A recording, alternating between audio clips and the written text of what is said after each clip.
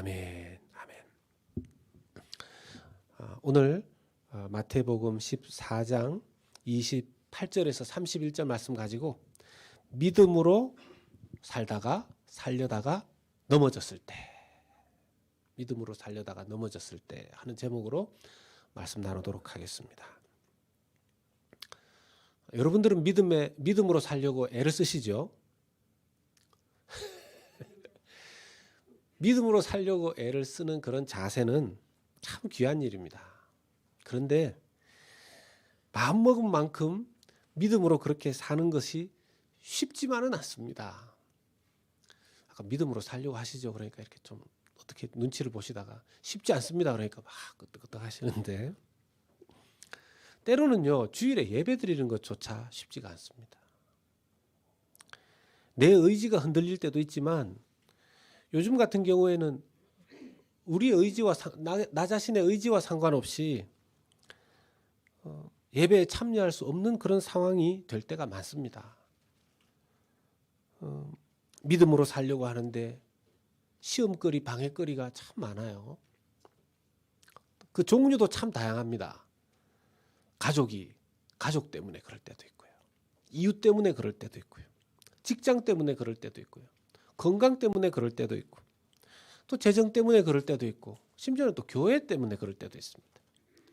아주 다양한 이유 때문에 우리의 믿음이 참 흔들리고 넘어질 때가 있습니다. 그러면은 아예 넘어지지도 말고 시험도 겪지도 말고 실망하거나 상처받을 일도 없게 만들면 되지 않습니까? 방법이 있습니다. 아예 믿음으로 살고자 하는 결단, 시도 이런 거 안 하면 됩니다. 아예 예배 드리고 나서도 그냥 예수 잘 믿으라는 얘기인가 보다 이렇게 지나가면 되는 거예요. 어떤 것도 이번 주간에 어떻게 하면 살아봐야지 이 생각 안 하면 되는 겁니다. 잠언 22장 13절에 이런 마음을 가진 사람의 얘기가 나옵니다. 같이 한번 읽어보겠습니다. 시작. 게으른 자는 말하기를 사자가 밖에 있은즉 내가 나가면 거리에서 찢기겠다 하느니라. 이불 밖은 위험하다는 거죠. 그러니까 가만히 있으면 상처받을 일도 없고 믿음으로 결단도 안 하면 실패할 일도 없고, 여러분 사람이 싸우지 않으면 패할 일도 없죠. 도전하지 않으면 실망할 일 없습니다. 믿음으로 막 살려고 하는데 넘어지고 실족할 일이 왜 있습니까? 아예 시도도 안 하면 되죠. 대신에 쓰지 않은 근육이 점점 힘을 잃는 것처럼 믿음으로 살려고 애를 쓰지 않으면 믿음의 근육도 점점 약해지게 되어 있습니다. 또 어떤 경우에는 믿음으로 살려고 결심을 하고 나아가는데 하나님께서 착하다, 믿음으로 살려고 하는구나 그러면서 좋은 일들만 막 주시면 좋은데 믿음 가지고 살려고 하는데 오히려 어려운 일들이 결과적으로 나타날 때도 있어요. 믿음을 가지고 이웃을 사랑하고 섬기려고 도와주었는데 오히려 힘든 결과가 올 때도 있습니다. 사무엘상 21장을 보면요, 다윗이 사울 왕에게 쫓겨서 막 다닙니다. 그래서 배가 고파서 어느 날 다윗과 그 일행들이 배가 너무 고파서 성전 제사 드리는 제사장을 찾아가서 배가 너무 고픕니다. 이 아히멜렉 제사장이 불쌍해서 다윗과 그 일행들에게 이 성전에서 제사 드릴 때 쓰는 그 빵을 나누어 줬습니다. 근데 그때 그 옆에 도액이라는 자가 있었거든요. 나중에 이 도액이라는 자가 사울 왕에게 이 일을 고자질을 해요. 결국 다윗과 그 일행들을 도왔던 아히멜렉 제사장은 사울 왕에 의해서 죽임을 당하고요. 그 제사장뿐만 아니라 그 가족들까지 다 몰살당하게 됩니다. 그 중에 한 아들 아비아달이라는 한 아들만 살아서 구사일생으로 살아서 다윗 왕에게 가서 왕이 아직 안 된 때죠. 다윗에게 가서 이 사실을 알려줘요. 다윗이 그 얘기를 듣고 얼마나 마음이 아팠을까요? 자기 돕다가 그렇게 된 거잖아요.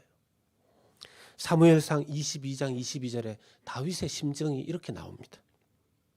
다윗이 아비아달에게 이르되 그날에 에돔 사람 도액이 거기 있기로 그가 반드시 사울에게 말할 줄 내가 알았노라. 너의 아버지 집에 모든 사람 죽은 것이 나의 탓이로다. 아히멜렉 제사장은 다윗을 도와주었을 뿐 아닙니까? 이웃을 사랑했던 거 아닙니까? 오히려 이렇게 큰 화를 당하게 되는 거죠.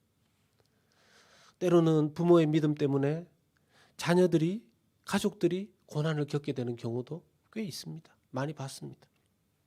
그러니 이런저런 걸 보면 그냥 적당히 믿어야지. 굳이 열심히 믿는 것, 엄두도 잘 안 나고 도전도 별로 안 해보고 싶을 때가 생기는 것이죠. 그럼 어떻게 될까요?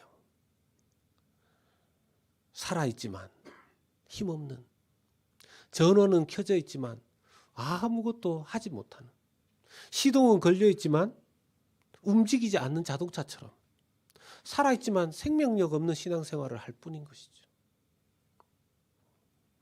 그러면 우리를 두렵게 하는 그것, 믿음으로 살려고 하다가 문제에 부딪히고 넘어지는 일들 경험하게 되고 또 자빠지고 다치고 상처받게 될 때 그때 어떻게 해야 될까요?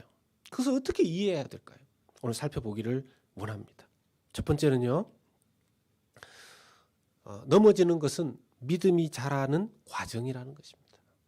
우리 한번 따라서 하십시다. 넘어지는 것은 믿음이 자라는 과정입니다. 여러분, 넘어지지 않고 자전거를 배우는 사람은 없습니다. 얼음판에 스케이트도 한참을 넘어져야 서는 걸 배워요. 물 먹지 않고 수영을 배우는 사람은 못 봤습니다. 믿음의 사람이 되어가는 과정에서 여러 번 넘어지게 되어 있습니다. 그건 당연한 거죠. 한 고도원의 아침 편지라는 그 속에 게재된 글이 있어서 여러분들과 나눕니다. 평균 2000번이라는 제목인데요. 제대로 해내지 못할 것 같아 두려워요. 우리 같이 한번 읽어보겠습니다. 시작. 제대로 해내지 못할 것 같아 두려워요. 우리가 느끼는 두려움은 대부분 머릿속에서 만들어낸 창작품입니다. 그걸 깨닫지 못하는 것뿐이죠. 걸음마를 배우는 아기를 보세요. 아기가 단번에 성공할 거라 믿나요? 다시 서보고 그러다가 또 쿵 하고 넘어지곤 하지요. 아기는 평균 2000번을 넘어져야 비로소 걷는 법을 배웁니다. 어떤 내용을 보니까 아기는 3000번을 넘어져야 걷는 법을 배운대요. 여기는 이 저자는 평균 2000번을 넘어져야 아기가 서는 법을 배운대요. 넘어지면 낙심이 큽니다. 모든 것이 끝난 것 같기도 하고 다시는 못 일어설 것 같기도 합니다. 그런데요, 우리 모두는 어렸을 적 베이비 시절에서 서는 걸 배울 때 평균 2000번에서 3000번 넘어졌던 걸음마의 시절을 이미 넘기고 오늘에 이른 사람들입니다. 넘어졌다고 조금도 낙심할 것이 없습니다. 걷는 법을 더 잘 배우면 뛸 수도 있는 믿음의 사람이 되는 것이죠. 믿음의 사람들도 많이 넘어졌습니다. 심지어 예수님과 함께 동고동락했던 제자들도 넘어졌습니다. 오늘 말씀 우리가 마태복음 14장 28절에서 31절도 그 제자 중에 베드로의 넘어진 한 대목이죠. 베드로가 대답하여 이르되 주여 만일 주님이시거든 나를 명하여 물 위로 오라 하소서 하니 오라 하시니 베드로가 배에서 내려 물 위로 걸어서 예수께로 가되 바람을 보고 무서워 빠져가는지라 소리질러 이르되 주여 나를 구원하소서 하니 예수께서 즉시 손을 내밀어 그를 붙잡으시며 이르시되 믿음이 작은 자여 왜 의심하였느냐 하시고, 기록에 의하면, 이 마태복음 기록에 의하면 예수님은 나는 좀 더 기도하러 산에 기도를 하러 가야 되겠다, 산기도 가셨어요. 저도 요즘 자꾸 기도원에 가고 싶은 마음이 있는데 어느 날 훌쩍 떠날지 모릅니다. 여러분들한테 말씀은 드릴 거지만 예수님은 산에 기도하러 가시고 제자들 보고 배 타고 먼저 떠나라 그러셨어요. 근데 그 배가 새벽 3시에서 6시경, 여러분 새벽 3시에서 6시 제일 어두운 때 아닙니까? 그때서야 예수님이 나타나신 거예요. 배로 물 위를 걸어서. 여러분 그때 당시에 무슨 환한 랜턴이 있었겠습니까? 그 어두운데 어디서 뭔가 물 위로 예수님이 처벅처벅 거리오면 그 고스트라고 생각 안 했겠습니까? 유령이라고 귀신이라고 깜짝 놀라고. 근데 이제 가까이 오면서 예수님이 나니까 두려워하지 말라. 근데 베드로가 그 장면에서 엄청난 믿음의 도전을 하지 않습니까? 오늘 말씀처럼 저도 물 위로 한번 걷게 해 주십시오. 베드로가 내려서 물 위를 걸었지 않습니까? 여러분 예수님의 제자들 중에서 예수님한테 이런 도전을 하고 요청을 해서 베드로처럼 물 위를 걸었던 제자는 아무도 없습니다. 아니 베드로뿐만 아니라 이 세상을 통틀어서 물 위를 걸었다는 얘기를 거의 들어본 적은 없습니다. 엄청난 체험 아니겠습니까? 그런데 물 위를 잠시 걷다가 곧바로 빠져버립니다. 뭘 보고 빠집니까? 네? 바람을 보고 빠지죠. 여러분 바람이 눈에 보입니까? 바람은 눈에 보이는 게 아니죠. 물론 느껴지긴 합니다. 바람도 센 바람이 있습니다. 막 허리케인 같은 거, 토네이도 같은 거. 이런 거는 뭐 집 날리고 사람 날리고 뭐 차 날리고 정말 무섭죠. 근데 지금 바람이 그런 바람입니까? 그 정도의 바람은 아니거든요. 느껴지기는 했겠지만 여러분 사람이 이렇습니다. 자기 코앞에 천지를 창조하신 예수님 있어도 죽은 사람도 살리는 예수님 있어도 그냥 자기 주변에 느껴지는 이 현실적인 바람 때문에 두려워서 넘어지고 물에 빠지게 되는 것입니다. 여러분 갑자기 현실의 눈을 딱 뜬 것이죠. 물 위를 걷고 있다가 할렐루야 이러다가 갑자기 정신이 들면서 내가 배 밖으로 나와 있네. 내가 물 위에 서 있네. 지금 내가 지금 뭘 하는 거지? 그러면서 의심하는 순간 빠져버린 것입니다. 우리도 믿음으로 살려고 할 때 우리를 넘어지게 하는 확실한 것은 아니지만 대략 느껴지는 바람 때문에 흔들리고 넘어질 때가 있습니다. 때로는 뭐 센 바람 때문에 넘어지기도 하고요. 그런데 우리를 진짜 넘어지게 하는 것들은 대부분요, 막 큰 산봉우리 같은 그런 일들 때문이 아니라 이런 바람 같은 일 때문에 넘어지는 경우가 많습니다. 세상 분위기, 세상에서 들려오는 뉴스, 소식으로 충분히 흔들리죠. 거기에다가 또 현실적인 거 뭡니까? 아무런 노후 대책도 별로 안 해놨는데, 네? 지금 벌써 나이가 이만큼 되어버렸네. 이 정도의 현실 자각이면 흔들릴 수 있습니다. 열심히 산다고 살았는데 벌써 이 나이가 되어버렸네요.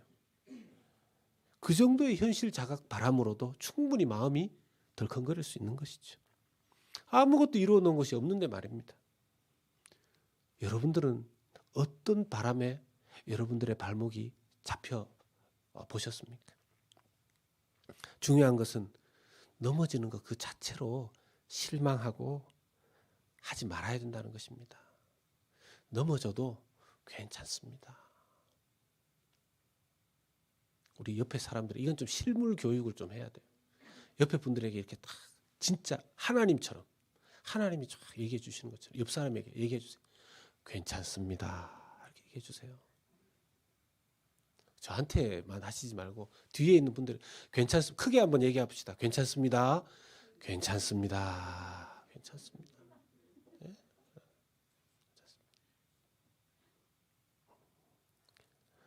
우리가 기억해야 될 것이 있죠. 베드로는요, 예수님의 사랑받는 제자였어요. 그리고 앞으로도 나중에 사도로서 귀하게 쓰임받을 일꾼이었습니다. 그런데도 넘어지는 거 아닙니까? 여러분 넘어져야 겸손함을 배워요. 넘어져 봤기 때문에 누군가가 넘어질 때 함부로 말하지 않습니다. 여러분 넘어져 보지 않은 사람은요, 넘어지는 사람, 흔들리는 사람을 이해할 수가 없어요. 넘어져 봐야 자기가 내가 뭘 의지하다 넘어졌는지, 내가 나를 의지하다 하나님 아닌 다른 것들을 의지하다 내가 넘어졌구나. 이걸 알게 돼요. 그럼 그 다음 과정은 뭘까요? 그럼 넘어졌을 때 자기 자신에게 괜찮습니다. 남들에게도 넘어졌을 때 괜찮습니다. 이렇게 해줄 수 있어야 됩니다. 두 번째는요. 같이 읽습니다. 시작. 넘어져도 예수님을 의지해서 극복하는 법을 꼭 배워야 합니다. 넘어졌을 때 예수님 의지해서 일어서는 법을 꼭 배워야 합니다. 반드시 배워야 합니다. 요 장면만 봤을 때도 베드로는 물에 빠지면서 마태복음 14장 30절에 보면 바람을 보고 무서워 빠져가는지라 소리질러 이르되 주여 나를 구원하소서 하니. 여러분 얼마나 물에 빠질 때 다급했겠습니까? 여기서 물에 빠져보신 분 계십니까? 살려달라 소리 할 수 있을 정도면 그래도 괜찮은 수준이에요. 살려주세요. 정말 위험할 때는 그냥 살 이러는데 막 물에 빠져서 물만 계속 먹죠. 구사일생으로 누가 지나가다가 건져주면 다행이고, 안 그러면 뭐 이렇게 이 말을 어떻게 꼬박꼬박 다 합니까? 주여 나를 구원하여 주소서. 이미 그 사이에 물 다 먹은 거죠. 예수님이 바로 그 코앞에 있었기 때문에 즉시로 건져주시죠. 마태복음 14장 31절에 예수께서 즉시 손을 내밀어 그를 붙잡으시며 이르시되 믿음이 작은 자여 왜 의심하였느냐. 베드로는 즉시 건짐받았습니다. 이 말씀만 봤을 때는 예수님 건져주시고 또 바로 야단치시네 싶은데 그렇지 않습니다. 예수님 먼저 건져주는 것부터 하셨어요. 우리는 누가 이렇게 힘들다 넘어졌다 그러면 일단은 살리고 봐야 돼요. 예? 살리고 봐야지 거기다 왜 넘어졌냐고. 넘어져 있는 사람, 쓰러져 있는 사람, 믿음이 없으니까 넘어져. 그러면 안 됩니다. 일단 살려놓고, 일단 일으켜놓고, 일단 괜찮다고 다 해서 일어나고 난 다음에 뭐가 부족했는지 그때 짚고 넘어가야 되는 거죠. 순서가 앞뒤가 바뀌면 정말 큰일 납니다. 이중으로 넘어뜨리게 되는 거죠. 이때는 이렇게 잠깐 빠졌다가 일어났는데 베드로가 심하게 넘어진 적이 있습니다. 진짜 심하게 넘어진 적이 있습니다. 베드로가 그 예수님이 잡히시던 날 밤이었죠. 예수님 3번 부인한 사건 있지 않습니까? 마태복음 26장 74절 75절 같이 읽습니다. 시작. 그가 저주하며 맹세하여 이르되 나는 그 사람을 알지 못하노라.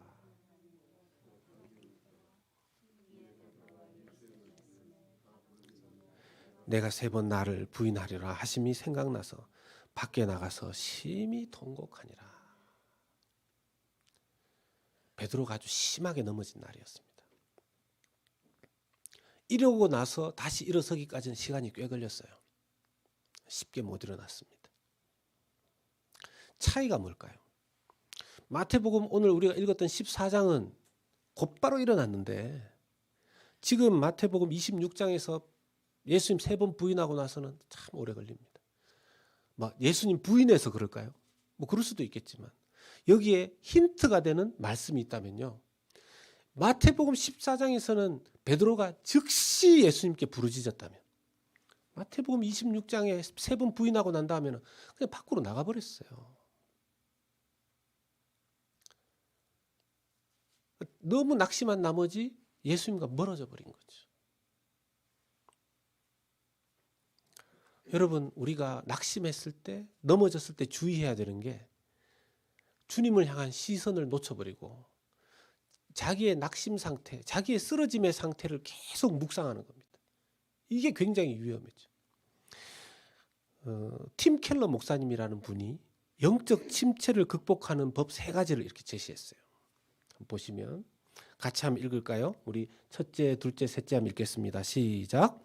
첫째, 하나님께서 십자가에서 행하신 자비를 본다. 둘째, 우리를 위해 전부를 내어주신 예수님께 우리 전부를 드리는 것이다. 셋째, 우리의 마음이 새롭게 되어야 한다는 것을 명심한다. 이 3가지를 잘 요약해 보면요. 예수님을 바라보는 것이 중요하다는 내용입니다. 예수님이 누구시고 어떤 일을 하셨는지 여러분 평상시에 정기적으로 always, every time 예수님을 바라보는 것, 이게 굉장히 중요하죠. 어떤 때는 시간을 내서 좀 깊이 있게 십자가 묵상하는 것. 여러분 하나님께서는요, 믿음으로 살려고 하다가 넘어진 사람들, 그래서 때로는 그 상처가 깊어서 쉽게 못 일어나는 사람들 결코 버리지 않습니다. 반드시 이렇게 세워주십니다. 연약한 믿음을 붙들어 주시죠. 근데 문제는 이 침체의 기간이 길면 안 됩니다. 너무 오래 넘어져 있는 기간 동안 자기는 자기를 찌르고, 오래 넘어져 있는 기간 동안 자기도 모르는 사이에 남도 찌르게 되는 경우들이 많기 때문이에요. 그리고 믿음의 근육은 점점 약해지려고 하고, 그럴 때일수록 하나님을 바라보고 예수님을 바라볼 수 있는 예배의 자리, 기도의 자리, 말씀의 자리에 나가야 되는 줄로 믿습니다. 그럼 또 어떤 분은 그렇게 얘기해요.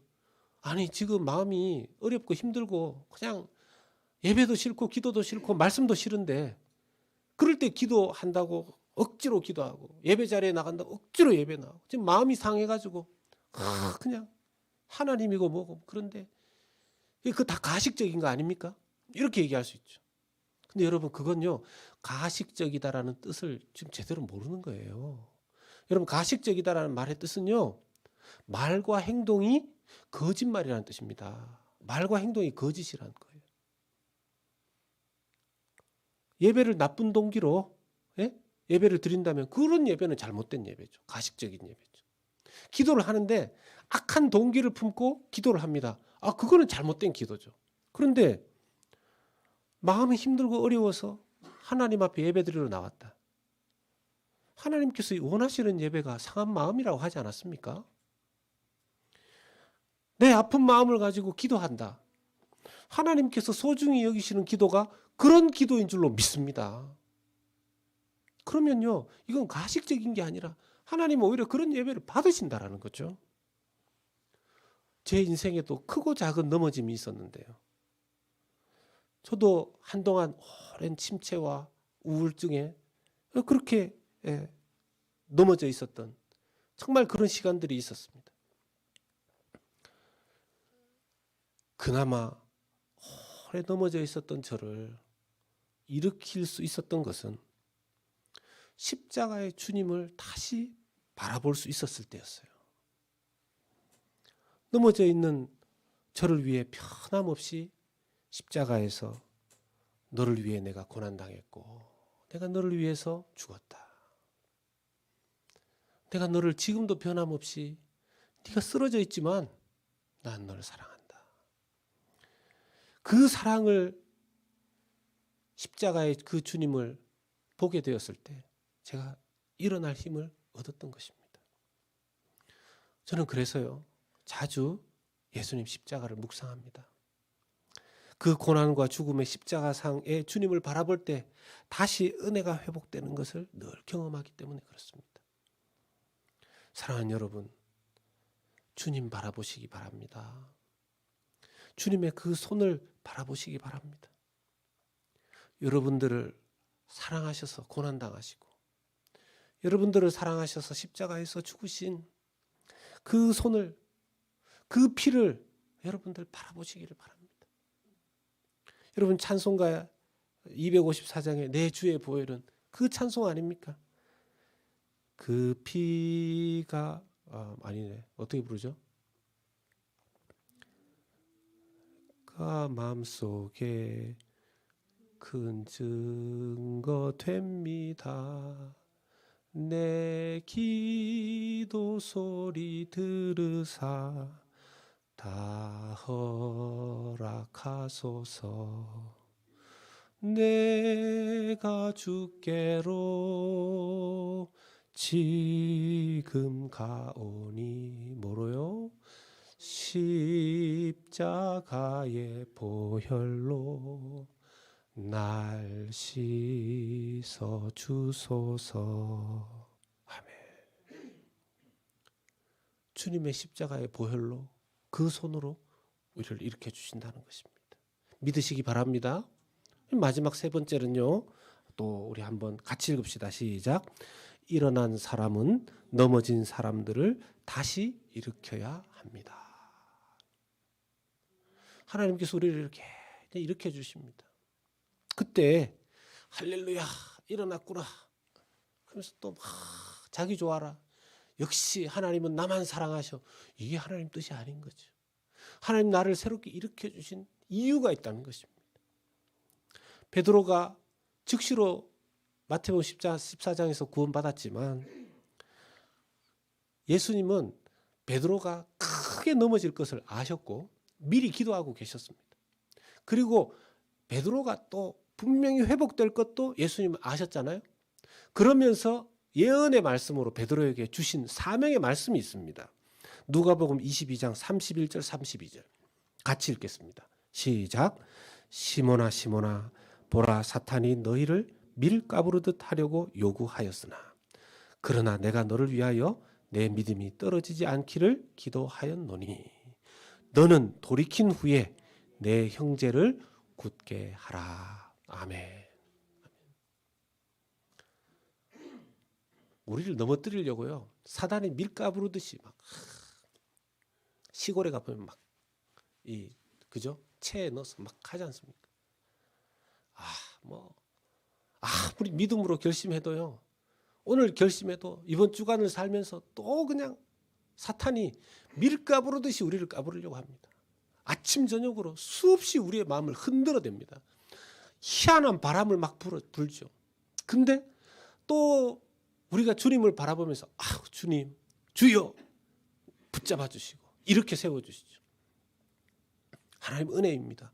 그런데 그렇게 서는 법을 배우고 그렇게 믿음이 견고해질수록 우리가 돌이킨 후에는 넘어져 있는 사람들을 보면서 그들을 이렇게 세워주라는 거예요.